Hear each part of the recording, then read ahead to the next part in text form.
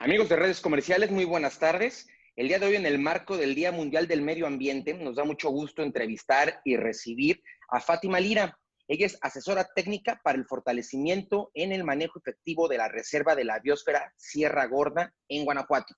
Fátima, ¿cómo estás? Muy buenas tardes. Muy bien, ¿y tú? También muy bien, gracias. ¿Cómo percibes tú que son los principales retos en materia de medio ambiente en nuestro país? Bueno, pues me gustaría comentarte, como a manera de contexto, que México justamente es uno de los países más megadiversos del mundo. Hay 17 países en el mundo que se catalogan con esta denominación y México ocupa el quinto lugar de países megadiversos. Aproximadamente estos países albergan el 70% de las especies que se han registrado o se han identificado a nivel mundial. Y bueno, pues esto de alguna manera es un dato representativo de lo importante que es en materia ambiental nuestro país y pues los retos que ello conlleva, ¿no? En este sentido, pues bueno, comentarte que parte de las problemáticas o de los retos que enfrenta el medio ambiente en nuestro país, pues justamente se debe a estas interacciones o a este crecimiento económico tan acelerado que hemos tenido en los últimos años y también un poco tan desordenado, ¿no? Que finalmente incide en factores como la pérdida de hábitat para las especies o la fragmentación de este hábitat por cambios de uso de suelo, por actividades mineras extractivas, incendios forestales, tráfico ilegal de especies, y bueno, eso aunado a otras problemáticas en las ciudades como el manejo de los residuos sólidos, que bueno, de alguna manera u otra han afectado el medio ambiente, tanto los ecosistemas como las especies de nuestro país, ¿no? Y esto se ve reflejado, bueno, México tiene también instrumentos para la conservación de especies y tenemos la norma 059 de la Semarnat 2010, en la que se clasifican las especies que de alguna manera se consideran como en riesgo, ¿no? En este sentido, de todas las especies que se han registrado a nivel nacional, más de 2.587 especies se encuentran en alguna categoría de riesgo. Y bueno, de acuerdo a esta norma son cuatro categorías que pueden ser desde probablemente extintas en el medio silvestre, en peligro de extinción, amenazadas y sujetas a protección especial. Por ejemplo, a partir de este año arrancamos una pandemia nacional. En tu opinión, ¿qué impactos viste o qué impactos pudiste tú palpar en nuestros ecosistemas naturales a raíz de la pandemia? Pues sí, yo creo que esto es como un antes y un después de la pandemia mundial en cuanto a temas ambientales, ¿no? Sabemos que estamos con todo el tema de cambio climático que ya es una realidad a nivel mundial. Y que bueno, esta pandemia de alguna manera paró, ¿no? Paró todas estas, pues todos estos sectores que de alguna manera son pues los grandes emisores de los gases de efecto invernadero y también toda la movilidad en las ciudades. Entonces prácticamente un efecto que tuvo la pandemia en el medio ambiente, pues sí, justamente es la disminución de gases de efecto invernadero, ¿no? Desde el nivel, o sea, en las ciudades que tenemos aquí en nuestro estado de Guanajuato, a nivel nacional, a nivel mundial, pues es un efecto que se replicó, ¿no? Y bueno, otro de los efectos, como tú bien mencionas, ¿no? La disminución a lo mejor de carga turística en algunos espacios naturales, pues de alguna manera hizo que poblaciones silvestres regresaran o se volvieran a ver en sus diferentes hábitats. Y pues de alguna manera eso puede ser un impacto, digamos, positivo de la pandemia, aunque sabemos que más bien tendríamos que tener como un crecimiento más ordenado, un desarrollo económico más ordenado que nos permita no estar impactando tanto nuestros espacios naturales, nuestros ecosistemas, ¿no? Que finalmente vernos como seres humanos, no como alejados de la naturaleza, sino como que estamos interactuando con ella día a día, aunque no vivamos en un bosque, aunque no vivamos en un espacio natural, simplemente también en las ciudades nuestra relación con la naturaleza es muy dinámica. O sea, todos los servicios que las ciudades absorben de la naturaleza, llámese agua, llámese regulación del clima, materias primas, alimentos, todo eso constantemente, todos esos servicios que nos proporciona la naturaleza, por llamarlo de alguna manera, pues nos hacen parte de ella y de la manera que nosotros asumamos estas relaciones naturales, pues va a ser más fácil conservar estos servicios, pues tan solo los recursos genéticos, ¿no? Para el tema de medicinas y nuevas investigaciones, servicios que el ser humano necesita y que toma de la naturaleza día con día y que, bueno, de alguna manera entender estas relaciones nos permiten que apliquemos acciones también en cuanto al cuidado, a la conservación de nuestros recursos naturales, de nuestros ecosistemas, ¿no? Totalmente de acuerdo, y sobre todo mencionas un tema muy interesante e importante, que es la correlación del ser humano con la naturaleza. En tu opinión, ¿qué oportunidades hay en Guanajuato para que los ciudadanos y las empresas, ¿sí?, puedan generar conciencia en el cuidado del medio ambiente? Claro. Bueno, mira, hay algunos datos que me llamaron la atención y que creo que podríamos partir de esta reflexión desde ese punto de vista. En el estado de Guanajuato tenemos, o somos más bien, aproximadamente 5.8 millones de habitantes, de acuerdo a los últimos datos de INEGI del 2015. Y de estos 5.8 millones de habitantes, 2.2 millones se concentran en lo que llamamos el cinturón industrial de Guanajuato, o este sistema de ciudades que tenemos en el estado de Guanajuato, que son muy dinámicas en cuanto económicamente hablando, pues León, Silao, Irapuato, Celaya, Salamanca, ¿no? Y bueno, en todo el estado somos más de 270,457 unidades económicas, desde pequeñitas empresas, no sé, micro, pequeñas, medianas, o las grandes industrias, ¿no?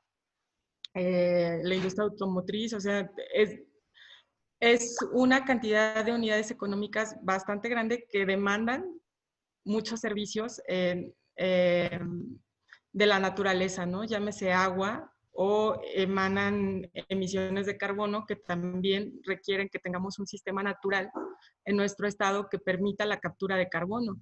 Y todas esas relaciones se llevan a cabo en nuestro territorio, en nuestro estado, ¿no? No son los bosques no sé, los grandes bosques del sur de México los que me van a brindar a mí ese servicio, ¿no? O sea, el agua que se consume en Guanajuato, mucha o gran parte, pues la producen los bosques de Guanajuato. Las emisiones que se producen en el estado de Guanajuato también, o sea, la captura de carbono sucede en los bosques, en los ecosistemas de Guanajuato.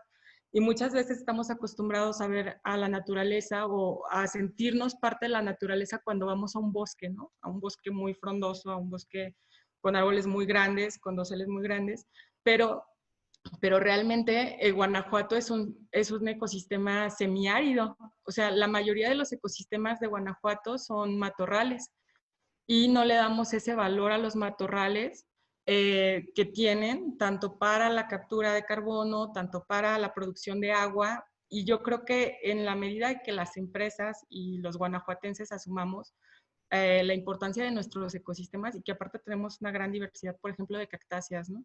Acá en el norte de Guanajuato tenemos cactáceas microendémicas que solo están distribuidas en nuestro estado. O sea, la riqueza que tenemos en cuanto a este tipo de ecosistemas a nivel estatal es muy grande y a partir de estrategias que podamos tomar para cuidar todos estos ecosistemas, tanto de responsabilidad social como sociedad civil organizada, pues yo creo que podríamos incidir en el cuidado del medio ambiente de nuestro estado, ¿no?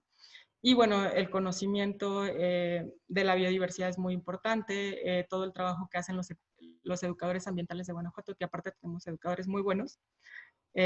Aquí en la Reserva de la Biosfera, nuestra compañera Maru Mendiola hace un trabajo muy, muy padre de educación ambiental, que yo creo que permear con los niños y los jóvenes también es una estrategia muy importante para el cuidado del medio ambiente en nuestro estado, y que creo que debemos seguir formando promotores ambientales que pues sigan transmitiendo este mensaje en todo el estado, y también seguir abonando en el conocimiento de las especies que están registradas para nuestro estado, de los ecosistemas que están registrados en nuestro estado, que parte de, o sea, nadie va a conservar lo que no conoce, ni las funciones que nos están proporcionando estos ecosistemas, si no, si no, si no permea, ¿no? En el conocimiento formal, digamos, en las escuelas, toda esta educación ambiental. Correcto. Oye, Fátima, fíjate que comentaste algo que me llamó mucho la atención, esto de los educadores ambientales. Claro, sí, creo que en todos los niveles de gobierno, tanto a nivel municipal, no sé, el estado, gobierno del estado, ¿no?, o federación, tienen, en el sector ambiental, tienen programas de educación ambiental y tienen promotores ambientales. Pero hay redes a nivel nacional, sobre todo la Conavio, por ejemplo, tiene una red muy importante que se llama Naturalista, que es para la promoción de ciencia ciudadana, ¿no?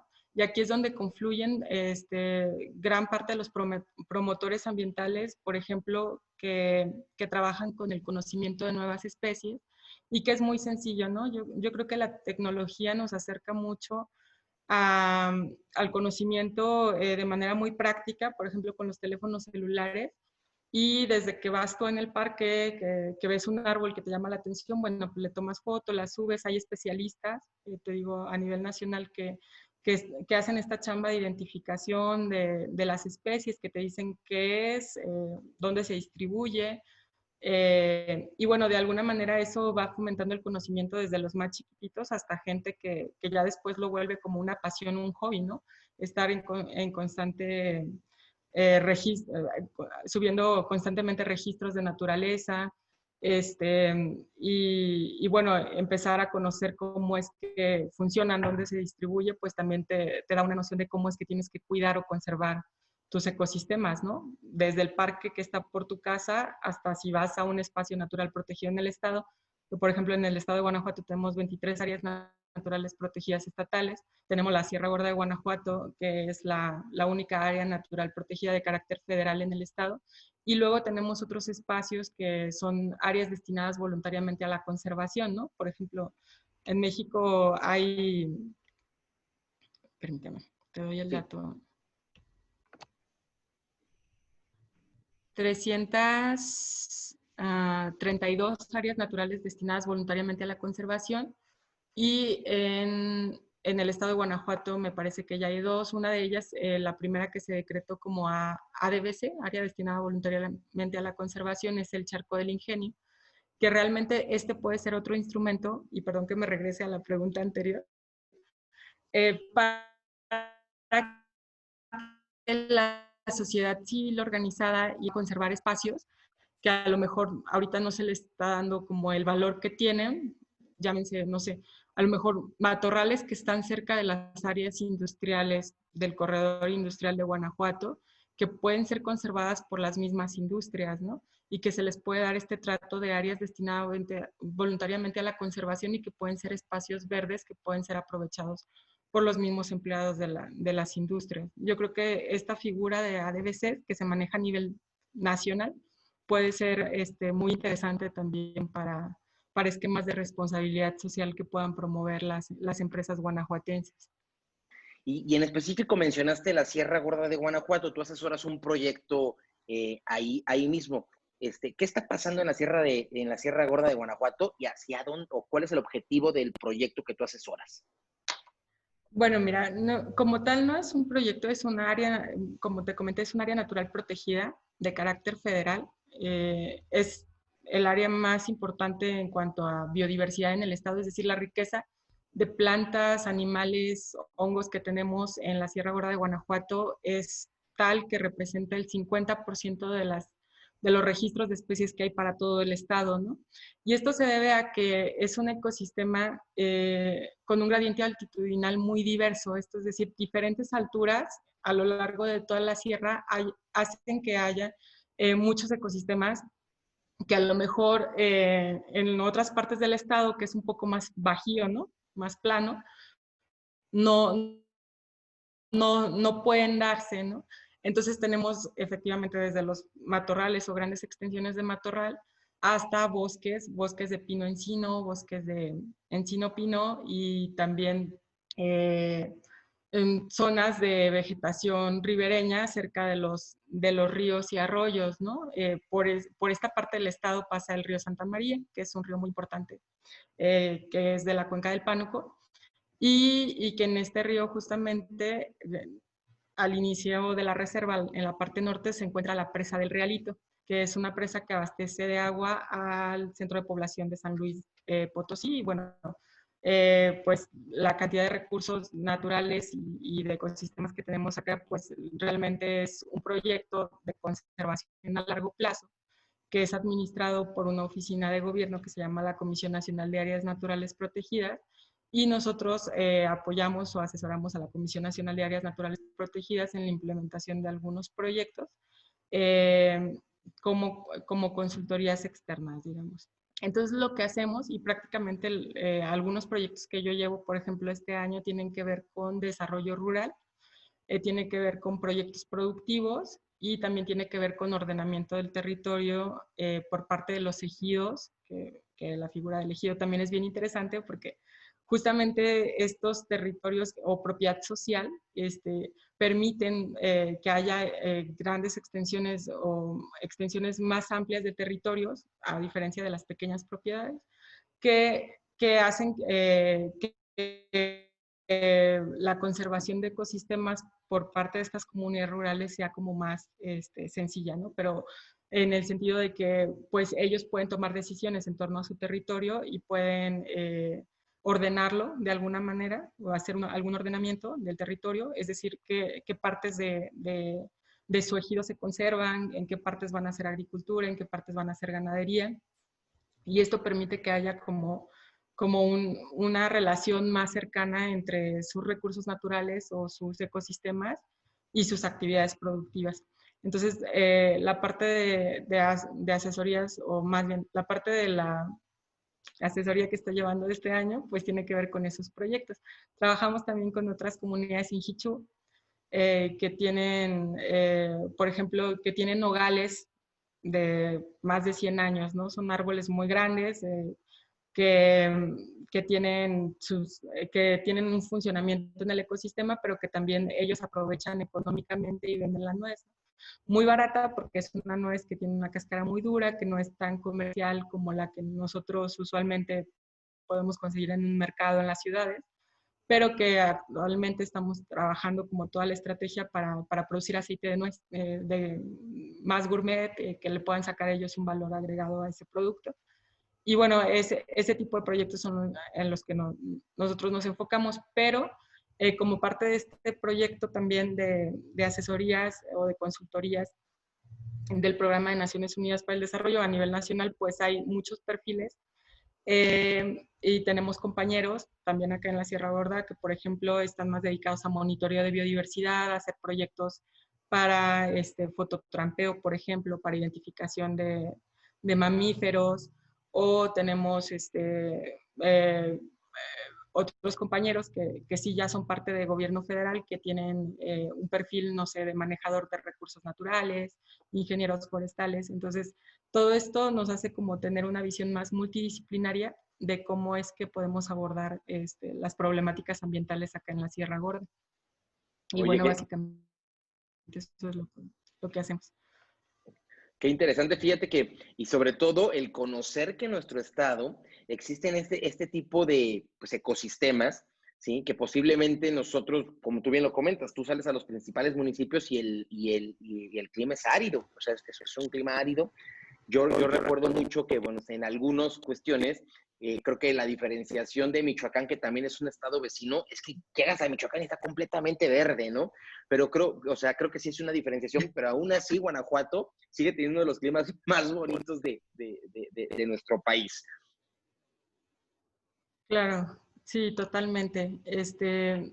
Y bueno, que finalmente la Sierra Gorda es parte de Guanajuato, ¿no? O sea, y sí, no es la única área natural del estado. Yo creo que hay que valorar lo que tiene cada una de las 23 áreas que hay, por ejemplo, en el sistema estatal y que de alguna manera, pues también son muy importantes, por ejemplo, para servicios de recreación, de esparcimiento, turismo de naturaleza, ¿no? Gente que a lo mejor tiene más oportunidades como de viajar o de estar más en contacto con la naturaleza, pues no tiene que salir ni siquiera del estado para tener ecosistemas muy bonitos y muy únicos, ¿no? Que a lo mejor no va a encontrar en otras partes del país.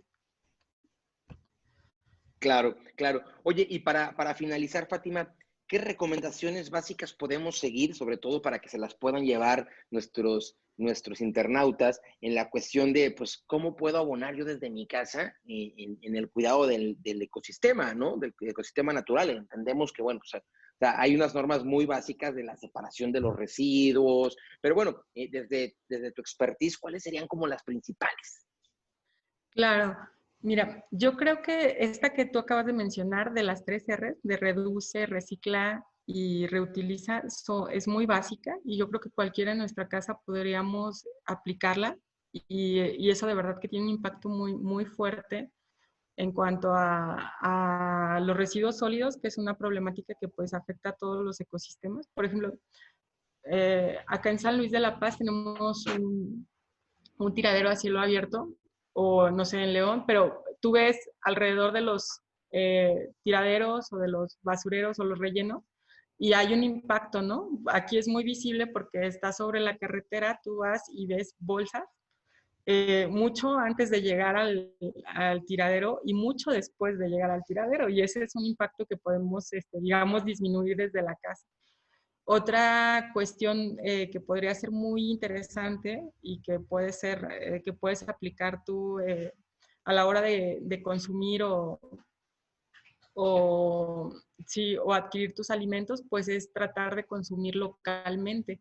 Y esto es decir, hay muchos pequeños productores también en las ciudades o que están cerca de los mercados, ¿no? Yo me acuerdo en la casa de mi mamá, ella vive en León, y había señoras que iban de comunidades cercanas a León a vender sus productos y yo creo que es muy importante que en la medida de lo posible pues tratemos de consumir a estas personas porque finalmente ellos también son guardianes de una agrobiodiversidad, ¿no? Estas comunidades locales producen alimentos, pero también resguardan semillas que se pasan de generación en generación y yo creo que es importante y que podemos hacerlo en cualquier lugar en donde estemos es consumir localmente y evitar el Totalmente. desperdicio de alimentos. Yo creo que cuando estás más cerca de la naturaleza, te das cuenta de que parte importante de los efectos que el ser humano ha hecho a nuestros ambientes naturales pues es también para la producción de nuestros alimentos. Entonces, han cambiado superficies de bosques, por ejemplo, por zonas de agricultura intensivas, han cambiado superficies de matorrales por zona de agricultura intensiva. Entonces, hay que ser muy conscientes de esto y hay que ser muy responsables con los alimentos que adquirimos y pues no desperdiciarlos, ¿no? Yo creo que eso también es algo que podemos hacer todos en nuestras casas.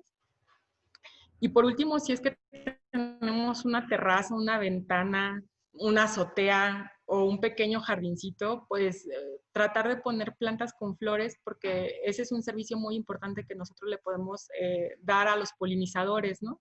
El tener plantas con flores, bueno, se ha visto y ahora con todo este mapeo que se ha hecho a nivel nacional de la ruta, por ejemplo, de la mariposa monarca o el problema que hemos tenido, por ejemplo, con las abejas, pues tener plantas con flor permiten a estos animalitos pues alimentarse y también a nosotros tener nuestros alimentos porque polinizan las plantas que después nos dan a nuestros frutos, que nos dan, pues sí, cuestiones, alimentos, perdón, que consumimos nosotros. Entonces yo creo Oye, que con esas acciones pequeñas podemos apoyar desde nuestra casa Y ya si eres como más clavado y más ambientalista, pues a lo mejor hacer tu propia composta, ¿no? Para tus plantas, separar residuos orgánicos e inorgánicos y utilizarlos. Perfecto. Oye, pues nos quedamos con estas 4 recomendaciones. Todo yo creo que está a nuestro alcance y sobre todo el tema pues siempre ha sido la generación de la conciencia desde la casa para pues tener pues ahora sí que un mejor ambiente y regresarle a la naturaleza un poquito de todo lo que nos ha dado, de todo lo que nos ha dado por generaciones y agradecerte el espacio, Fátima, agradecerte el espacio. Nos gustaría poder que nos pudieras platicar en una emisión más a detalle cuáles son ahora sí que lo que has visto tú en la Sierra Gorda, cómo va avanzando esto, porque bueno, como tú bien lo comentas, puede ser un nicho muy importante del turismo de naturaleza, ¿eh? O sea, el tener ese tipo de ecosistemas bien cuidaditos y sobre todo visitantes que cumplan con las normativas que hay en este tipo de áreas de cuidado, pues creo que es un ganar-ganar para todos. Sí, claro que sí. Yo creo que podríamos abrir un espacio, inclusive, no sé, invitar a mi compañera, por ejemplo, Maru, que lleva el tema de turismo acá en la reserva, y hablar, ¿no? A lo mejor hacemos ya una presentación un poco más formal para que tus internautas, dijiste, Sí, internautas. puedan, sí, puedan conocer los paisajes que hay acá, a lo mejor, aunque sea en fotografía, en video. eh, yo creo que de alguna manera empezar a pensar en estrategias y en programas, no sé, inclusive de responsabilidad social con las empresas, porque tienes espacios verdes en el mismo estado que pueden ser más asequibles y puedes tener, no sé, inclusive un programa, no sé, con tus empleados, de venir a la sierra un día, dos, no sé, inclusive hacer como labores sociales, ¿no? Reforestaciones. Podría ser muy interesante explorarlo y creo que vale la pena pues voltear a ver esta región del estado, su riqueza natural y cultural también, porque tenemos pues tradiciones que también son muy únicas de esta región, de estos 5 municipios del noreste, no, ni siquiera los dije, Xichú, Tarjea, Santa Catarina, un pedacito, Victoria y San Luis de la Paz, son los municipios que conforman la Sierra Gorda de Guanajuato y que bueno, sí, totalmente estamos abiertos a volver a participar contigo y pues a compartirles un poco más de lo que hacemos acá en la Sierra Gorda. Perfecto, Fátima. Pues muchas gracias y te mando un fuerte abrazo. Te mando un fuerte abrazo y seguimos en comunicación. Ok, igualmente.